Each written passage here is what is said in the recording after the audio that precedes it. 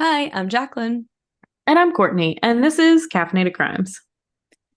So I need to know, do y'all know like what your friends' jobs are? Because like everyone like Mm-hmm. knows what their friends' jobs are, but then but you don't really know. You know what I mean? Yeah.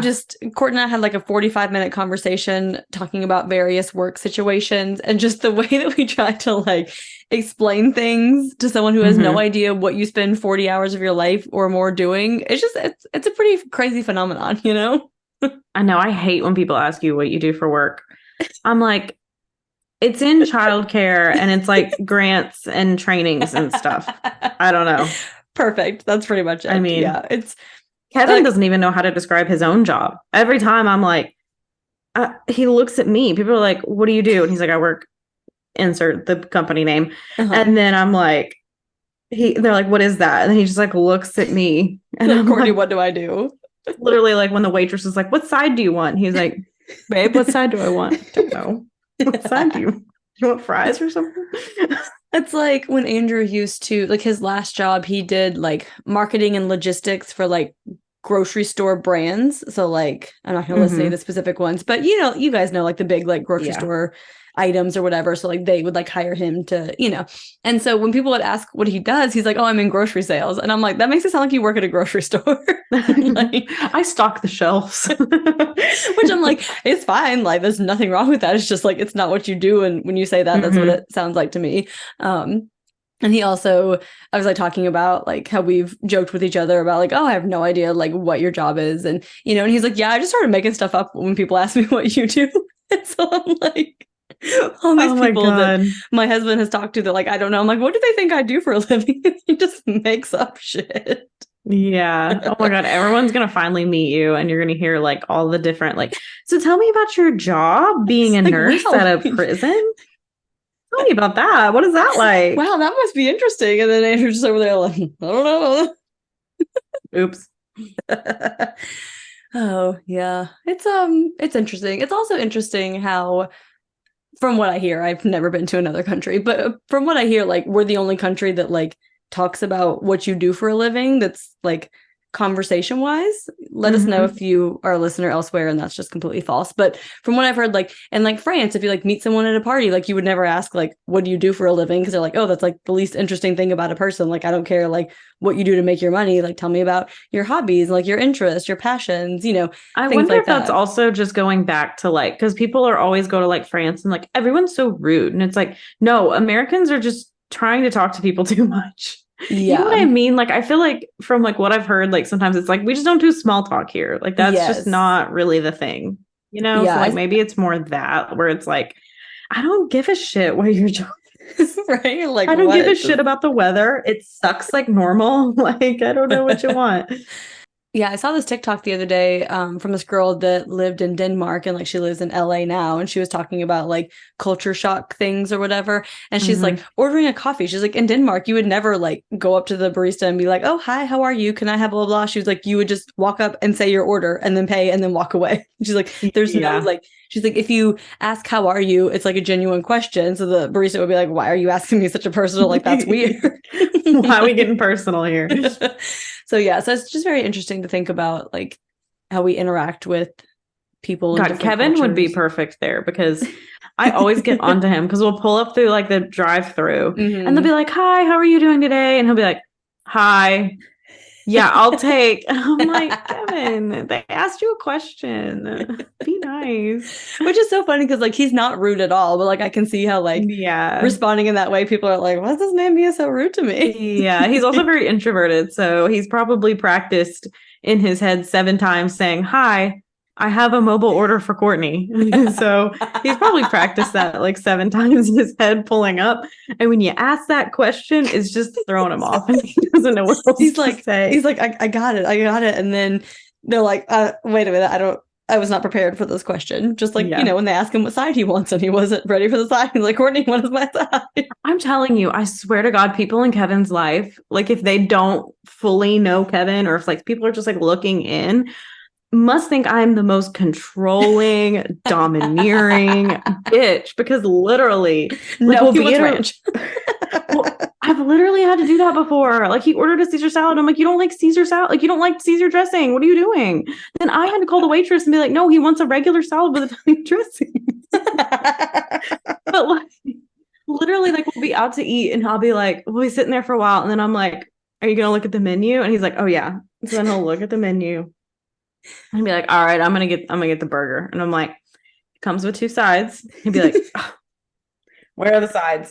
Because I had to start doing that. Because if not, he'll be like, yeah, I'll have the burger. And they'll be like, what sides? And he's like, how do you want it cooked? What do you want on it? He's like, I'm going to go somewhere else. There's too many questions. Yeah. So people probably think I'm just like crazy. But no, the man just has way too much anxiety to figure it out on his own. Just can't order for himself. Yeah. It happens, you know. But thank God for mobile apps now where you can just like Taco Bell, you can just put in your order and then you roll up and go mobile order for this person and you don't have to say anything. That does make it a lot easier. And then you can do all of your customizations and you don't have to be like, oh, can I also get and then this and I want to add this and take away this and, you know. Yeah. And then you get reward points and you get free tacos. It's fun. I mean, that is the way to go. I could go for a taco right now. It's been a while since dinner because we've been talking our asses off before starting this recording. Okay, yeah. And now here we are talking our asses off again. But we do have an update. Yes. That's pretty crazy because I just saw this in passing and then I was like, I did see an update that we could talk about on the episode. And then while I was reading it, if only we'd been recording at that point because I was just flabbergasted. Yes. So in Oklahoma, sorry, Oklahoma, if that's wrong. So Perry Lott was officially exonerated after like 35 years of wrongful conviction and 30 years of incarceration for a 1987 rape and burglary. So what was astonishing to me is that post-conviction DNA testing performed in 2014, 9 years ago, from the survivor's rape kit provided Mr. Lott did not commit this crime. So DNA literally was like, it excludes him. He did not do it. 9 years ago. Yeah. And the state's case rested like entirely on the survivor's identification of Mr. Lott, which was basically based on a suggestive police lineup and like no physical evidence connected him. And he didn't match the description of the perpetrator. So all they had was just the victim going, yeah, that's him.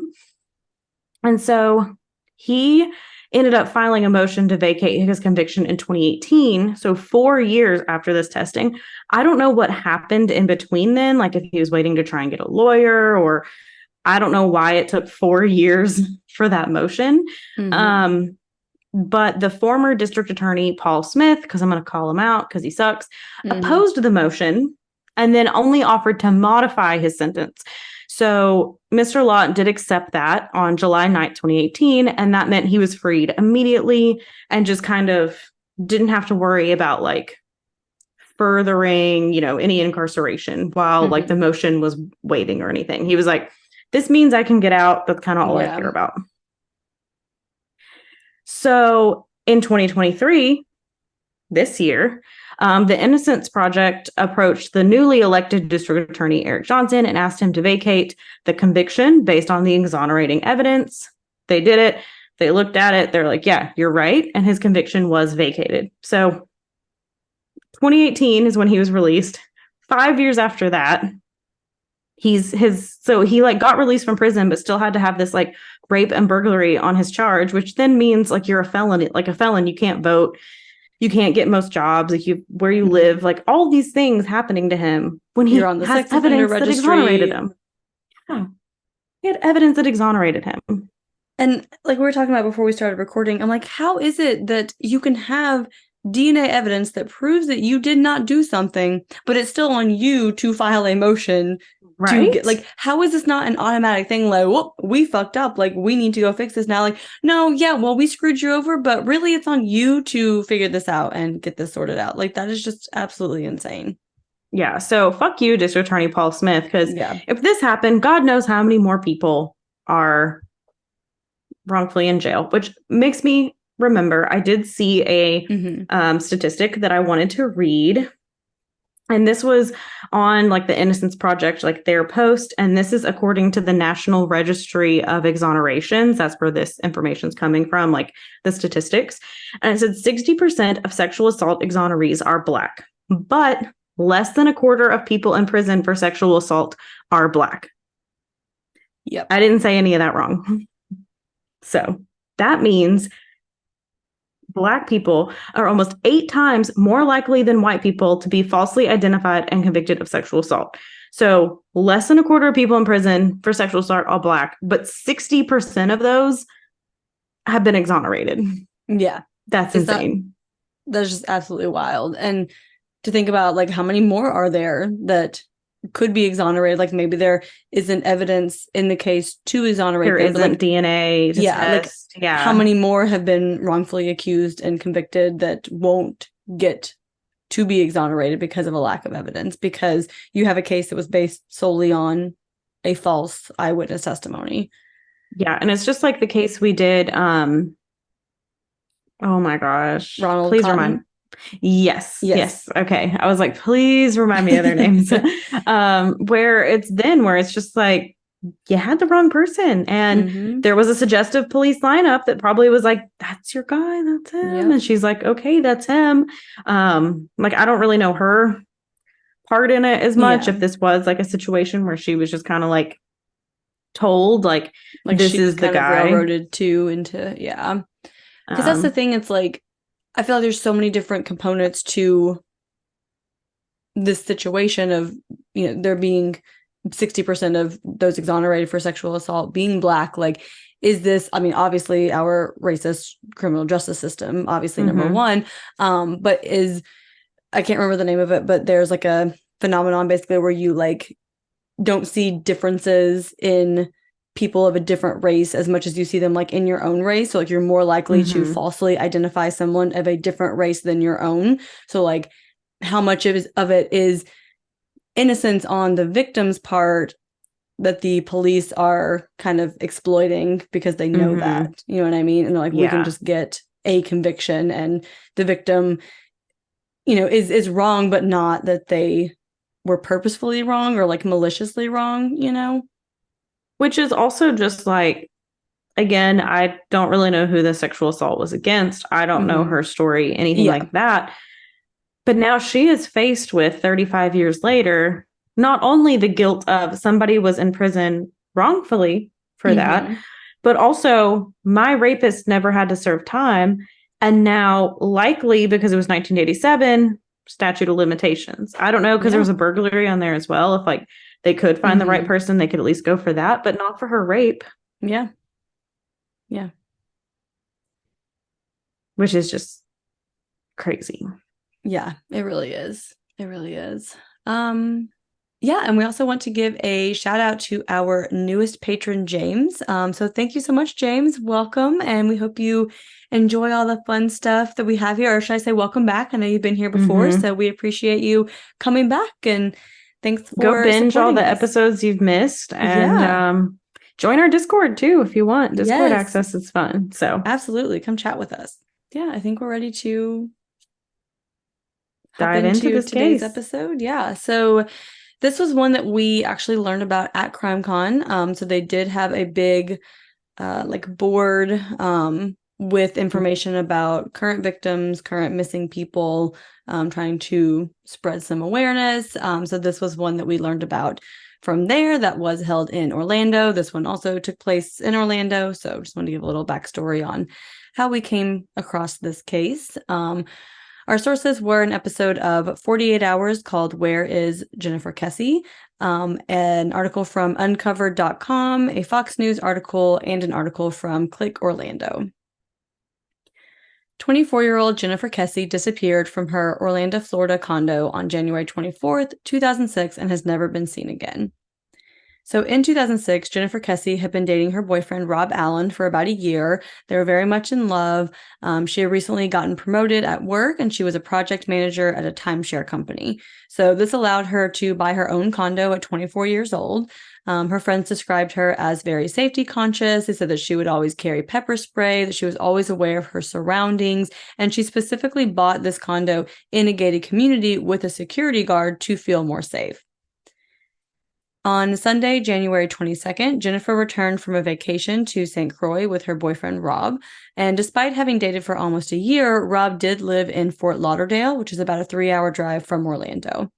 So the couple saw each other every weekend, but after this, long, great vacation together, the distance was starting to wear on Jennifer.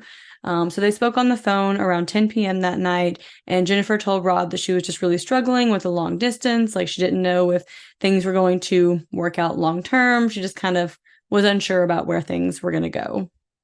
I feel like that's the thing too. Like after a year of long distance and a year of every weekend, if one of you is driving, you're not really seeing your friends, you're not really at Yeah. home, you're just not really getting all of that. So it kind of does after a year, I feel get to that point of okay, so is one of us moving? Yeah. Is what is our plan here? What are we going to do? And I think especially knowing that they had just gotten back from a vacation together, and it's wow, you were actually able to live like most couples live, and you're like, Mm-hmm. oh, this would be nice. I kind of want this Mm-hmm. in my life. It's you kind of get a taste of what things could be like, and it's oh, I don't know if I can go back now. Yeah. So the next morning, Jennifer called her mom on the way to work and told her all about her trip with Rob. And on Tuesday, January 24th, Jennifer didn't show up to work. So she was very reliable, and her coworkers were immediately concerned and contacted her parents, who went straight to her condo. So there didn't appear to be any signs of a forced entry at the condo, but Jennifer was not home, and neither was her car.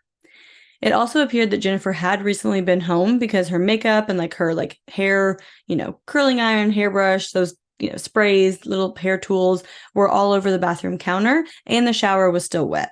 There was also a used wet towel still in the bathroom. So it did appear that Jennifer had gotten ready in her bathroom that morning fairly recently for the shower and everything to still be wet.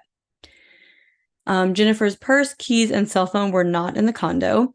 So everything was clean except for the bathroom, like I mentioned, that she had just gotten ready in, and her suitcase from her vacation was still on the floor, and she'd only unpacked a few things so far. So Jennifer's parents immediately contacted the Orlando Police Department, who suggested that Jennifer had just had a fight with her boyfriend, maybe she just took off for a while. As we hear very often, her parents tried to convince them that no, this wasn't like Jennifer. She wouldn't just not show up to work because of a fight with her boyfriend. Mm-hmm. That's not like her at all. But they Especially were they finally live so far apart. It's not like they were in the same house. She had a fight and was like, I just have to get away. Which, exactly. why wouldn't you go to work? That's a perfect getaway. Yeah, exactly. But finally, that evening, after she hadn't returned, they were able to file the missing persons report. So police and Jennifer's family started searching around any areas that they thought Jennifer could be in, but they're not able to find her. Her parents started organizing their own searches. They were standing on street corners in Orlando with signs that had Jennifer's photo, asking if anyone had seen her. And a couple who lived in Jennifer's condo community reported to the police that they thought they saw Jennifer's car swerving out of the complex around 7:40 a.m. the morning she went missing. And 2 days after she went missing, her car was found a mile away from her condo in a different condo complex parking lot. The Orlando Police Department said that stolen cars were often found in the parking lot of this condo complex. Mm-hmm. And Jennifer's boyfriend, Rob, was the primary person of interest at this time because police didn't have anything else to go off of. They had recently gotten into a fight. It's always the boyfriend, that's where they're headed at this point as far as investigation. So the officers asked Rob to meet them at Jennifer's car before they opened it because they kind of wanted to see how he reacted, because they thought that she was in the car because her car just shows up at this parking lot. They thought her body was in the car. So they wanted to see what he said when they were oh, meet us here. We're going to open the car. And so he's just okay. And so he met them there. Yeah. Yeah. There were no signs of a struggle at Jennifer's car, nothing that appeared that nothing broken as far as outside, maybe she had been, kidnapped getting into her car, nothing like that. Um, but her cell phone, phone charger, sandals, and shoes were found inside the car. So police weren't really able to tie Rob to the car or to Jennifer's disappearance.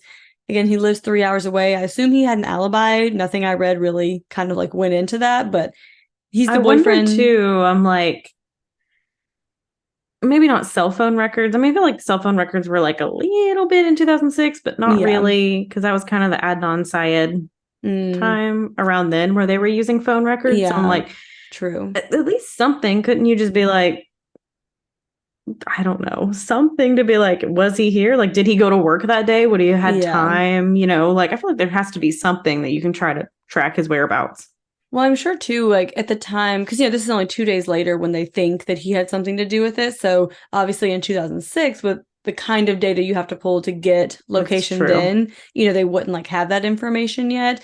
But I did think it was interesting that nothing I read like went deeper into his alibi. Like I assume it was like he was cleared so quickly that it was They never didn't even really try. a Because I was thing. thinking too, I was like, there's like tolls in Florida. Like, could they Yeah. pull like the toll record to like see, did he go through Yeah. there? Like, but I'm sure if they're like, yeah, this guy didn't do it, that they're not putting the resources into that.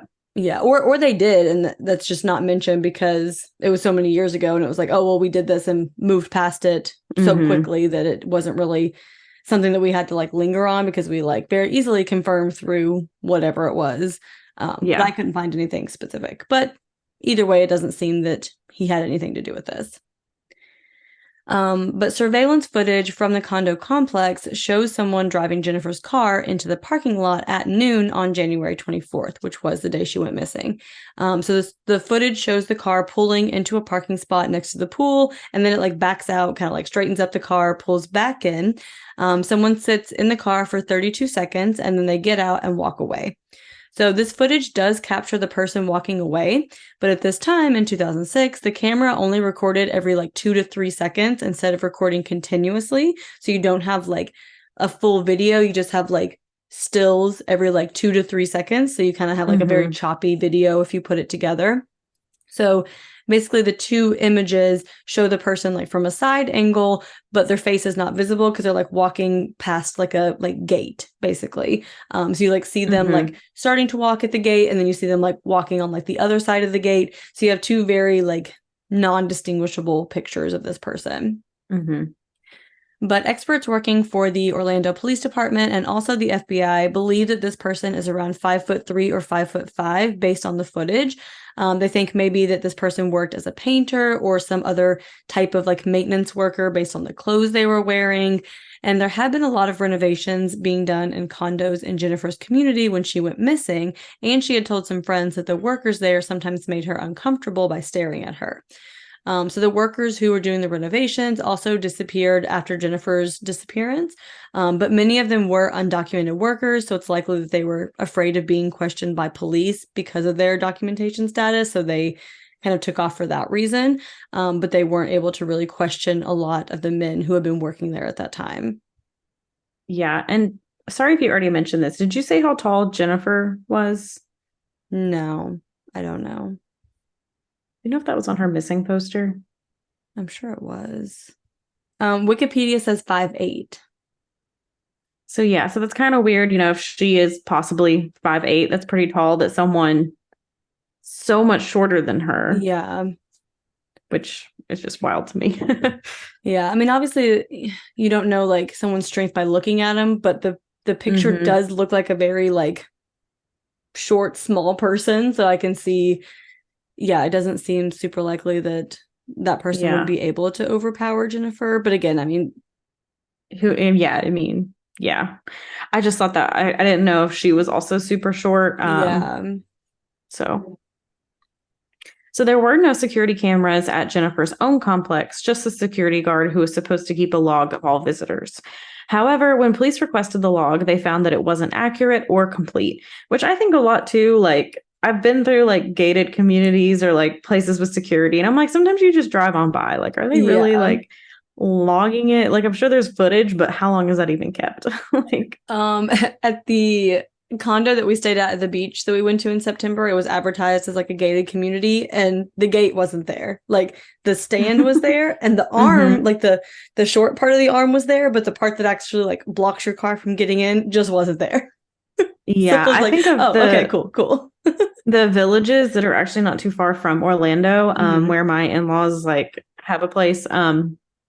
Like that is like a gated community, but like you just drive through the visitor section versus like the other one, and you just get in. Like it's not like anyone asks your name or anything. Like, but So it's also like, other what places good does I've this stayed at, do? like on vacation, that might have something similar. It's like they don't really ask; they just like let you go on. Yeah. Like, Yeah, that's true. so Jennifer's condo was also never secured by police as a crime scene. So there were a dozen people in her apartment by the time they started talking about looking for evidence. And Jennifer's car was processed for evidence, but there were no fingerprints found inside or on the steering wheel. In 2009, a former housekeeper of the condo complex who had not previously been interviewed was interviewed about her time working at the condo in 2006. So again, it's 3 years later. She might have forgotten a few details, but being interviewed now. So police showed her the photo of the person from the surveillance footage, and she said this person looked like Chino.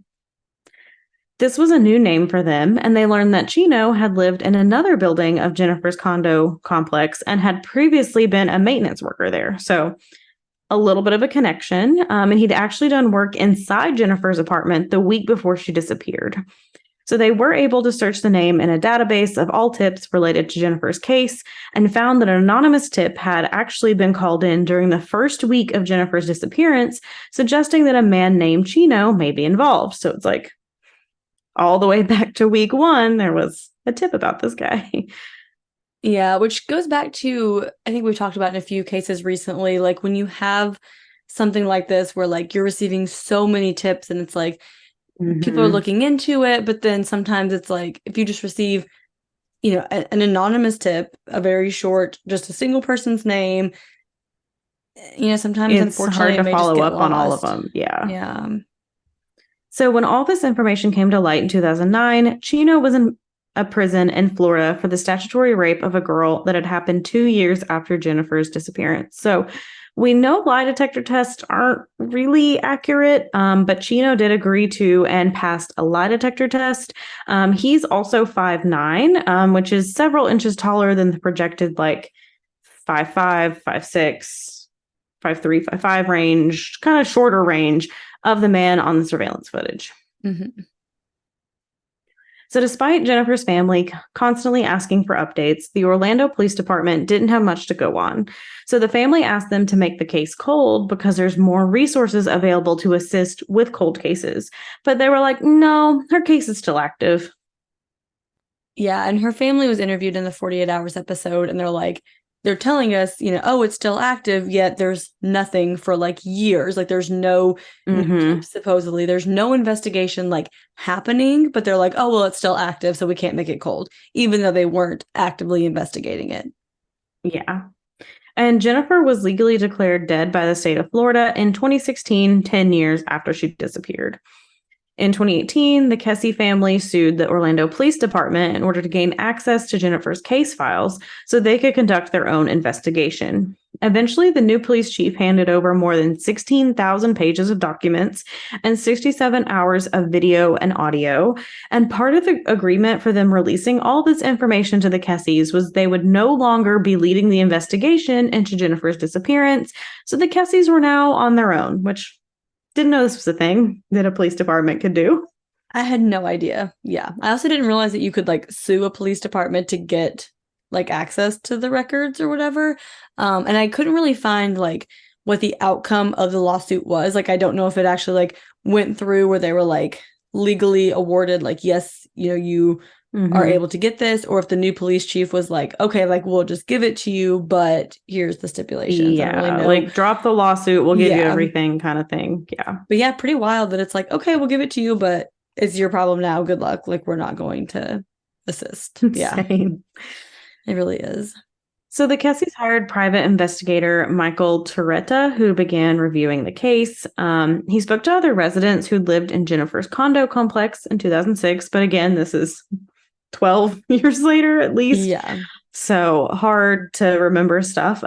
Several women reported feeling uncomfortable with the construction workers around and said the same thing Jennifer did about them, like kind of watching them in the parking lot. And one woman even said she caught a peeping Tom pleasuring himself on her balcony. And then another time, her shower was wet and her underwear drawer had been tossed. So Yikes. gross, not great. Mm. In 2019, a tip was called in, which led to the Orange County Sheriff's Office searching the south side of Lake Fisher, about 12 miles from Jennifer's condo, but nothing of note was found during this search. The Florida Department of Law Enforcement took over the case in November of 2022, and the family's hoping that DNA evidence from the car that wasn't able to be tested in 2006 will be able to be used now and provide them with some answers. So, what was found in the car? Okay, so I was gonna jump in here. So I couldn't find anything that specified like if something was found. So I don't know if something was found and the information has just never been released, or if the Kesse family is hoping that something could be found, like whatever was preserved from the car, like her phone, the steering wheel, like whatever, like that has been preserved since then can now be tested to get DNA.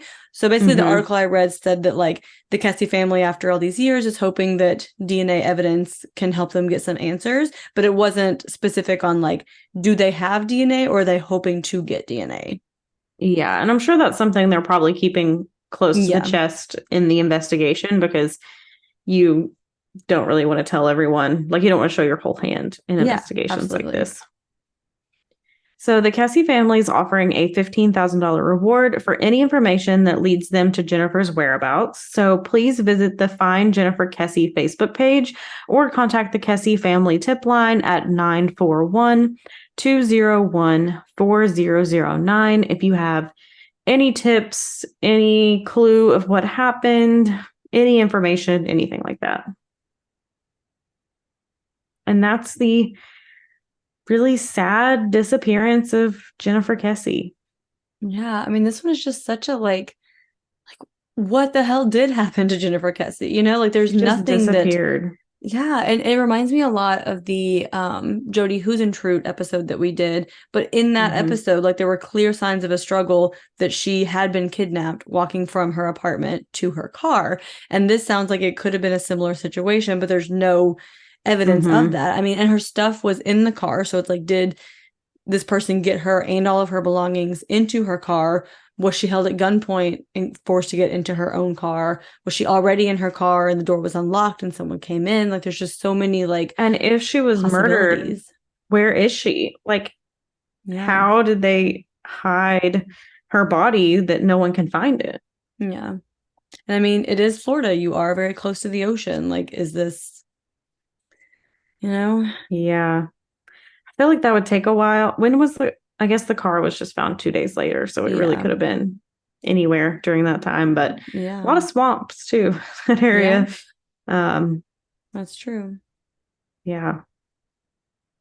Just so sad. Just very, very little to go on. So yeah, hopefully there is some evidence that has been preserved that will allow the Kesse family to get some answers, or hopefully it seems like this case got a lot of coverage back then, which like I don't remember because we were not even in high school. We were in middle school then. But I would have been 12. Yeah. So obviously we weren't, up to date on the current true crime news at that time. Well, Courtney probably was, but so it does seem like it got like, pretty good media coverage then. But again, it's also been a long time. So a lot of these cases, like, oh, there was a ton of coverage then and then nothing. Like if you, like when you search, like a lot of the big searches that come up are like, oh, like, did they find Jennifer Kesse? Because I'm sure people just like years later are like, oh yeah, like I remember, like, but it's not like staying in the forefront of people's minds. So hopefully with CrimeCon and them sharing the information and, people putting more information out there, hopefully it'll lead to some answers for the Kesse family. Yeah, and we're going to try to do like more missing persons episodes, more like currently missing like episodes, maybe little bonuses popping in maybe once a month, I think is hopefully our plan. Just to kind of highlight some of these cases that are just not really being talked about as much, especially for adults between like 18 and like 60s, 70s, and especially people of color and especially men. So, yeah, those groups are the least likely to have their information shared when they do go missing. Like Courtney said, we will be doing some bonuses coming up, highlighting some of those individuals, and especially ones that, I mean, we have literally like 3 sentences about them, you know, because obviously it's not enough for a full episode. So it's like sometimes their information, it's not like people are able to share a ton about them to get the word out there. It's like, here's this person. You can share a picture and you can share a description, and that's about all you can do. Yeah. Yeah. But we do want to start highlighting some of those stories as well. And, you know, highlighting stories like Jennifer's and, you know, people who have been missing for some time as well. Yeah. So if you have anyone like that you personally know who's missing and you want us to, I mean, if you personally know someone well enough, email us and we'll put you on a podcast. We will interview on this podcast and make a whole episode. But if you just have someone in your area, like a missing person you've seen that's just like gnawing at you, or if you're occasionally looking at your missing persons like in your area, like just send us some that we could, or send us a link that we can get some from, anything like that that you just think in your areas would be really important to highlight. Yeah, and also look occasionally at the missing persons in your area. I mean, pull up like your local, you know, FBI office or like your state Bureau of Investigation office or anything like that in your area. Like Crime Stoppers, or sometimes I think Crime Stoppers usually have some different like local region ones too. Yeah. So, I mean, check them out, because I do wonder, like, when I look at a lot of these, you know, people, and I'm like, how many people have seen this person out and about that just like don't realize that this is someone that's missing, you know? So, you know, keep a little eye out, so then you can be on the lookout if you happen to see any of these people. Yeah. All right. That being said, Courtney, what is your perk of the week? So my perk of the week is that on Saturday, Kevin and I just kind of went and had a little like day, like with ourselves. So we tried to go to Dollywood. In my mind, I was like, oh, it'll be such a cute little romantic date, and we'll have to walk around Dollywood, and that bitch was crowded. So we didn't really stay too long, but it was still nice to like walk around, like see the pumpkins, just kind of get the feel of it. We did stop at Buc-ee's beforehand because we were both kind of hungry, and got like a little brisket sandwich, which was actually pretty good for like a gas station. The bread was really good. That sounds weird to say, but the bun was really good. The brisket was too, but you know, a bun makes or breaks it, honestly. Absolutely. Yeah.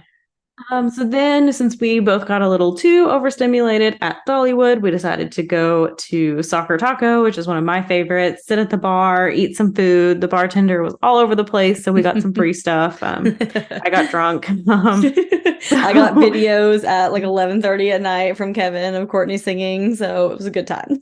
Yeah, I really wanted to dance to the song. That was not a song related. It's a song literally about climate change and how it's going to end the world.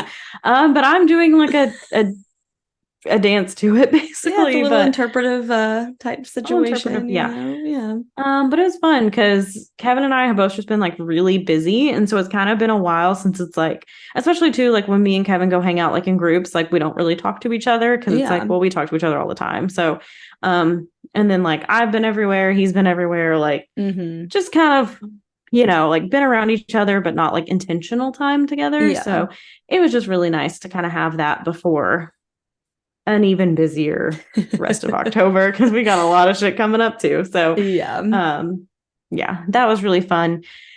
That's my perk of the week because it was just a really good night. Nice. But yeah, Jacqueline, what is your perk of the week? Yeah, that sounds like a lot of fun. So my perk of the week is that my family went to Treasure Island, Florida this past weekend for a little long weekend. It worked out really nice because we went last year. Courtney and Kevin actually went with us last year. But last year when we went, we had to like come in like Friday afternoon, like didn't arrive until like 7 p.m. on Friday, and then had to fly out at 6 a.m. on Sunday. So like we weren't even there for 48 hours. It was just like we had one full day and then like two like just tiny snippets of time with a 1-year-old. So it was very hard. But this year we left like half day on a Thursday, came back like afternoon on Sunday, and it was like perfect. Like it was, I mean, obviously I would always want more time. But it was enough time. Like I didn't feel like it was just like a super rush trip. But yeah, we got a direct flight there, and so everything went smoothly because I did not travel with Courtney, so my flights I'm the took off curse. early. Yeah. Both flights took off like 10 to 20 minutes early. Flight didn't take as long as they said, so we landed early, like just super smooth trip. And yeah, we had a really good time, and Millie just had a blast and loves the ocean and got to see some dolphins and pick up a bunch of shells and just to be her usual goofy self. And it was also very nice to have a 5-to-1 adult to child ratio on vacation. Highly recommend. It was a good time. I can imagine. You'd be like, somebody else watch this child. Yeah, I'm like, kid, she's not my responsibility right now. You got her? Okay, you're great. Like, Yeah. yeah, so it was really nice. It was a good time, and hopefully we'll be able to do it again next year. Hopefully Courtney and Kevin can come back next year, and it'll be great. Yeah, be fun. So yeah, if you want to let us know what you guys are up to this fall season. Again, if you have any missing people that you want us to cover, please let us know. Of course, if you have any information on this case, please contact the information that Courtney shared earlier.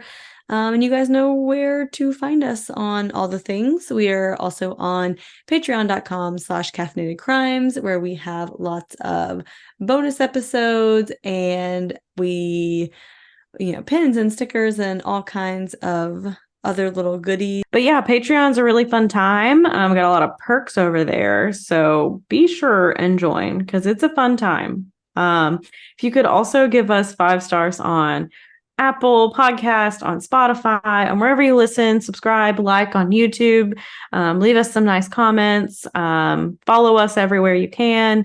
Tell your friends about us. That's the most important part. Tell your friends to listen and that we're awesome.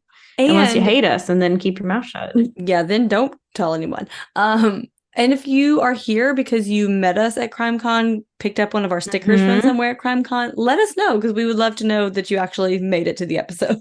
And if you're the girl who, when we were standing there, said, I listened to you, please message us because that was the highlight of my trip. Yeah, absolutely. And we should have gotten your name, but we did not because we're dumb. So. Well, it was Friday and I was really flustered and we didn't even make it to the first session yet. Yeah, it was literally flustered. Like right before things started and we had to sign in and it was very hectic. So our brains were just kind of not. I had to wait in a long line for coffee and then Jacqueline was checking in and I was having to call her because then I was like, I didn't expect the line to take this short a time. What do you want? And I'm just like, seat in my pants. Yeah. And we were sweating. I was so sweaty. We were so hot by that point. Like, oh my goodness. Anyway, but thank you so much for introducing yourself. Not really because we didn't get your name, but for saying hi and saying that you listened. I hope you thought we were nice and not rude. We were just way too overwhelmed and overstimulated. Yes. But yeah, in the meantime, go have a cup of coffee. And don't commit a crime.